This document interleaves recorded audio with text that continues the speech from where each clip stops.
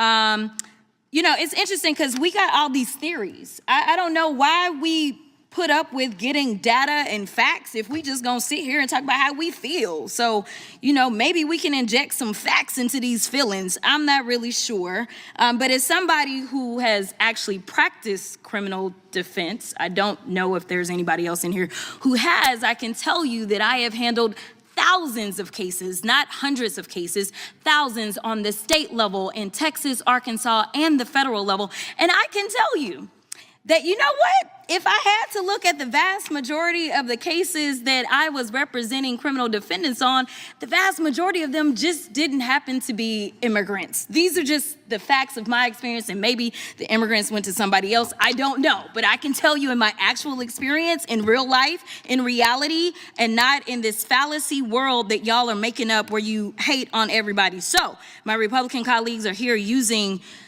today to continue pushing this false narrative of sanctuary cities harboring criminals, yet right here in DC, we have a 34-count felon being harbored in the White House. The hypocrisy coming from your side of the aisle over concerns regarding lawlessness is outrageous. Right now, House Republicans are conducting town halls with constituents lying about our legal system. That, quote, there is no due process if you come here illegally because you violated the law. That immigrants, quote, are not entitled to due process. Nowhere in the Constitution does it say that. We all want to live in a country where we respect the law.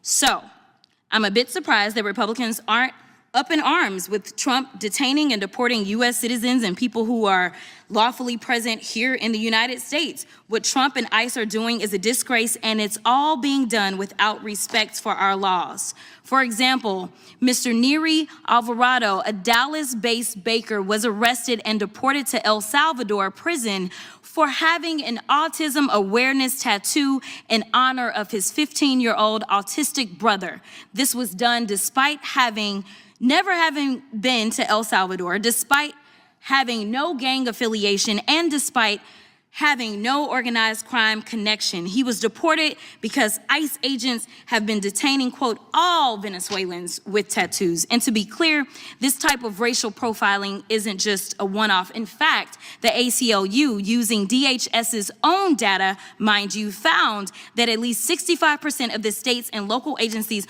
voluntarily working with ICE have records of racial profiling and civil rights violations.